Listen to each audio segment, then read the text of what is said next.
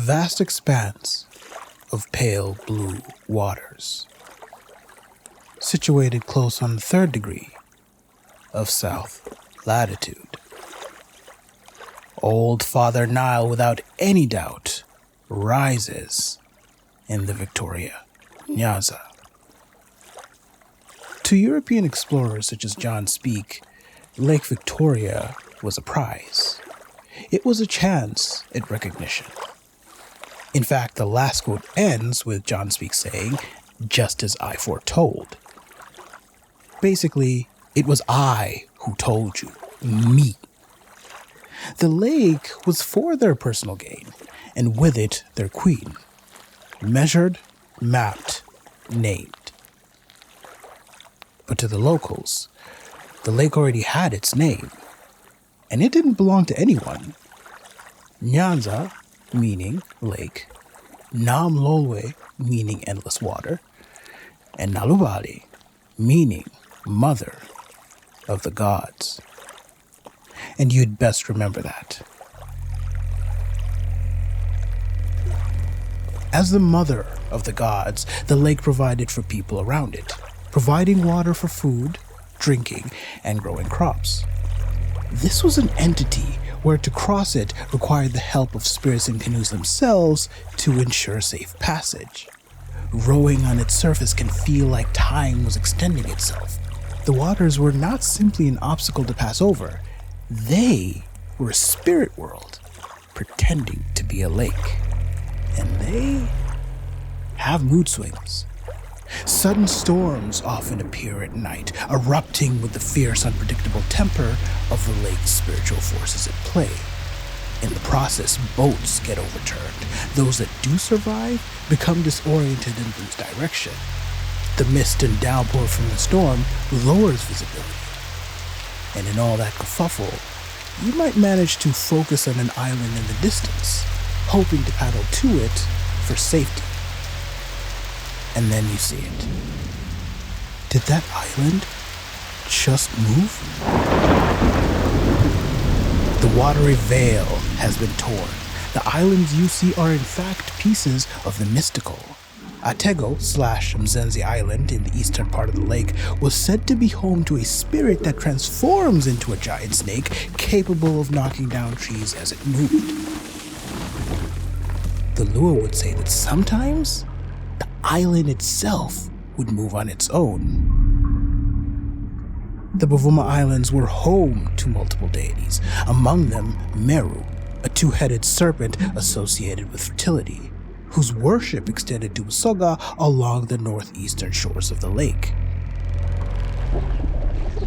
And then you have Musamba Island, the Medusa of the lake, a place infested with so many spirits that they manifest as serpents of various species. Do you notice that a lot of them have to do with snakes? If the lake had a language, it would be serpents. They were its alphabet, its warnings, its guardians. Poison, bite, swallow, crush. These were the powers of the snake, and thus it was deified. Spirit mediums lived with and took care of them. People would come and leave offerings while requesting for favors in their lives. Canoes crossing back and forth would also bring tribute like beer, grain, and meat. The lake was to be respected. Its rules were to be obeyed. Livestock brought to Musamba Island belonged to it. Shoot ducks on the Kagera River in the west, a river that feeds the Great Lake, and you risk pissing off the spirit of the endless waters. And if you did, its rage would stir at the bottom, a darkness swallowing the light, movement without shape as the surface begins to swell. The waves would get more and more intense, crashing over the bow. You begin to spin out of control as the whirlpool forms, sending you swishing in the cup of the lake. And out of the depths, it would emerge. The Great Serpent! Lukwata!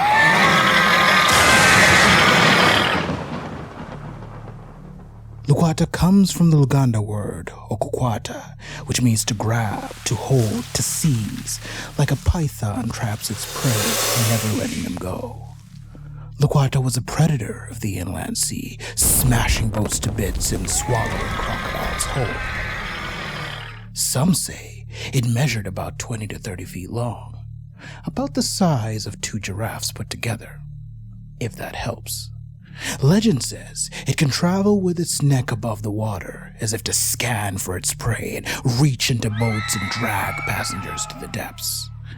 Lukwata was a being that had to be propitiated in order to avoid attack.